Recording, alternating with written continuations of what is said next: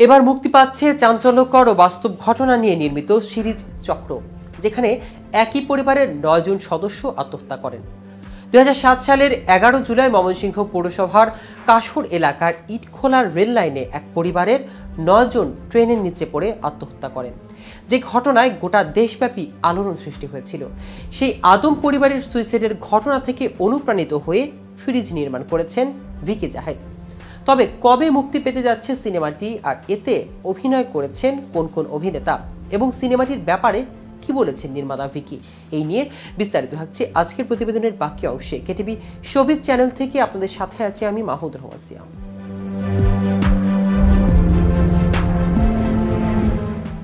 ময়মনসিংহের সেই রহস্যজনক ঘটনাকে পর্দায় আনার ঘোষণা দেন ভিকি জাহেদ, তাও কয়েক বছর আগে। প্রস্তুতি নিয়ে শুটিংয়ে নেমেও বারবার পড়তে হয়েছে বাধার মুখে। নির্মাণ শেষে আবার বাধা সাবেক সেন্সর বোর্ডের। এসব পেরিয়ে এবার অবশেষে মুক্তি পাচ্ছে সেই কন্টেন্ট চক্র। আগামী 10 অক্টোবর আই স্ক্রিনে মুক্তি পাবে সিরিজটি। এর প্রধান দুই চরিত্রে আছেন তাসনিয়া ফারিন ও তৌসিফ মাহমুদ। ভিকি জাহেদ বলেন, এটা সরাসরি আদম পরিবারের গল্প না, বলতে পারেন তাদের মতোই হতভাগা আরেকটি পরিবারের গল্প। ঘটনাগুলো কেন ঘটেছিল সেই বিষয়টি অনুসন্ধানের চেষ্টা করছি। একটার পর একটা বাধা পাচ্ছিলাম, কোনো না কোনো সমস্যা হচ্ছিল। এরপর নানা ধাপে যখন কাজটা শেষ করলাম, এরপর সেটাকে আটকে দেয় সেন্সর বোর্ড। যেহেতু খুব সেন্সিটিভ একটা বিষয় নিয়ে সিরিজের গল্প, সেহেতু আমরা চেয়েছিলাম সেন্সর প্রসেস মধ্য দিয়ে যেতে। এরপর তারা কিছু কারেকশন দিলেও পরে সেটি আটকে দেন। অবশেষে অনেক দিন পর কাজটি এসেছে। এই কাজটির সঙ্গে অনেক কিছু জড়িত, আনন্দ বেদনা থেকে শুরু করে অনেক কিছুই। তাসনিয়া ফারিন বলেছেন, চক্র দারুণ একটি কাজ, এমন গল্পে কাজ করে তৃপ্তি আছে। আমরা সবাই তৃপ্তি নিয়ে কাজটি করেছি, আশা করি ভালো লাগবে। সিরিজটিতে আরও অভিনয় করেছেন শাহেদ আলী, মার্শিয়া শাওন, একে আজাদ সেতু, মাসুদুল মাহমুদ রোহান সহ আর অনেকে। এদিকে কলকাতার সিনেমার নায়ক হয়েছেন জিয়াউল ফারুক অপূর্ব।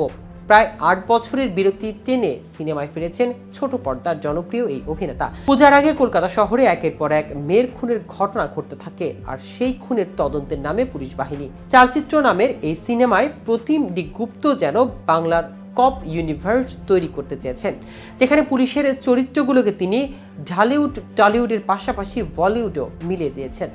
এই সিনেমাটির মধ্য দিয়ে প্রথমবারের মতো কলকাতা সিনেমার অভিষেক হতে যাচ্ছে অপূর্বর। তবে দেখা যাবে এক রহস্যময় চরিত্র। এছাড়া 4 জন পুলিশের চরিত্রে দেখা যাবে টোটা রায়চৌধুরী, অনির্বাণ চক্রবর্তী, শান্তনু মাহেশ্বরী ও ইন্দ্রজিৎ বসুকে। অপূর্বর ভক্তদের জন্য এবার সুখবর, আগামী 20 ডিসেম্বর বড়দিন উপলক্ষে আসছে সিনেমাটি। এখানে কিন্তু শেষ নয়, একই তারিখে সম্ভবত মুক্তি পেতে পারে উইন্ডোজ প্রযোজনা সংস্থার আমার বস ও দেবের খাদান। এই অপূর্বের প্রতিযোগিতায় সঙ্গী হচ্ছেন দেব।